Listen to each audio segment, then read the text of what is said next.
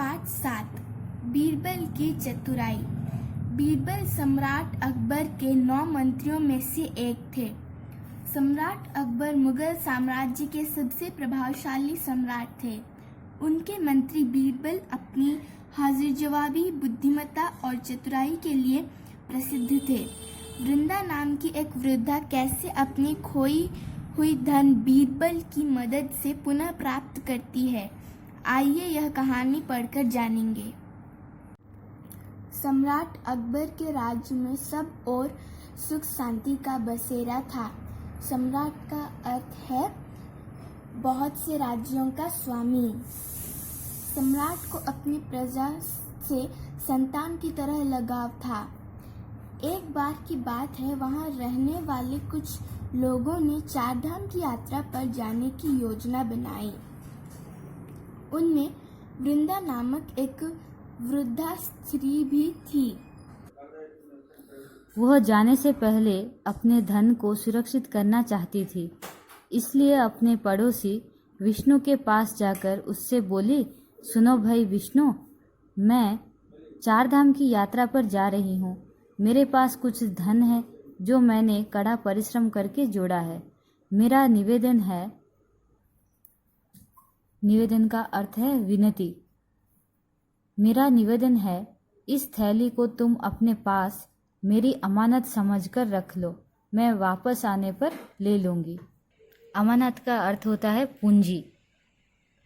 विष्णु ने ईमानदार बनने का नाटक करते हुए कहा, नहीं वृंदा माई, मैं इसे नहीं रख सकता।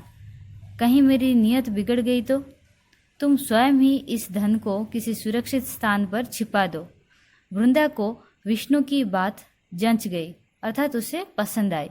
वृंदा घर आ गई। घर के पास नीम का पेड़ था।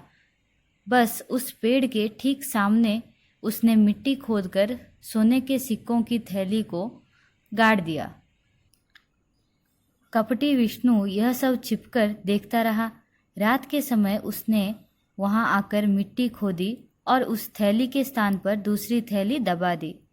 2 माह बाद वृंदा 4 धाम की यात्रा से लौट आई।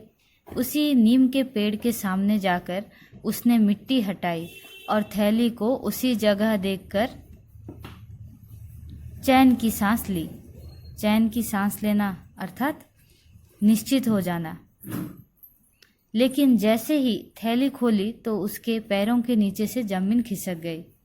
थैली देखकर तो पहले खुश हो गई, फिर पैरों के नीचे से जमीन खिसक जाना अर्थात आघात लगना। फिर उसे एक झटका लगा, आघात लगा। वो क्या था? यह क्या?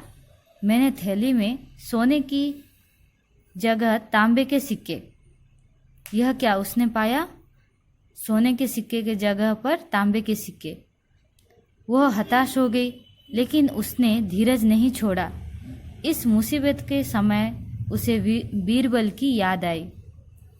उसे पूर्ण विश्वास था कि बीरबल ही इस समस्या का समाधान बता सकता है। वृंदा ने बीरबल के पास जाकर सारी बात सुनाई। बीरबल ने कहा, आप चिंता मत करो, मैं आपकी मदद अवश्य करूँगा। उसने अगले दिन वृंदा को आने को कहा। अगले दिन विष्णु को बुलाकर बीरबल ने थैली के विषय में पूछताछ शुरू की, लेकिन विष्णु अनजान बनकर बोला, मैंने तो कोई थैली देखी ही नहीं, मैं इस बारे में कुछ नहीं जानता। बीरबल को इसी उत्तर की उम्मीद थी।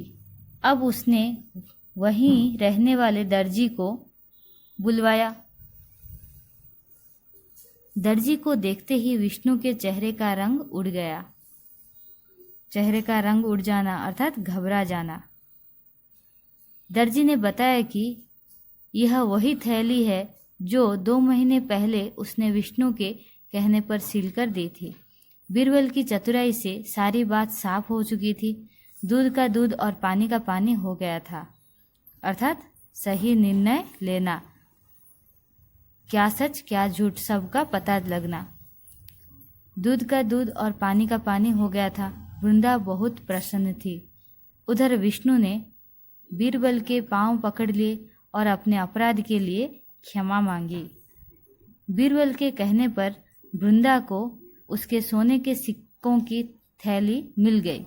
वह बीरबल की बुद्धिमत्ता की तारीफ करती हुई वहां से चली गई। तारीफ करना अर्थात प्रशंसा। इस तरह से वृंदा को अपने खोए हुए सोने के सिक्के मिल गए। अगर आप उनके स्थान पर होते तो कैसे इस समस्या का समाधान करते? अथवा अपने जीवन की कोई एक ऐसी घटना अपने नोटबुक में लिखिए जो कि आपने अपनी चतुराई से सुलझाई हो।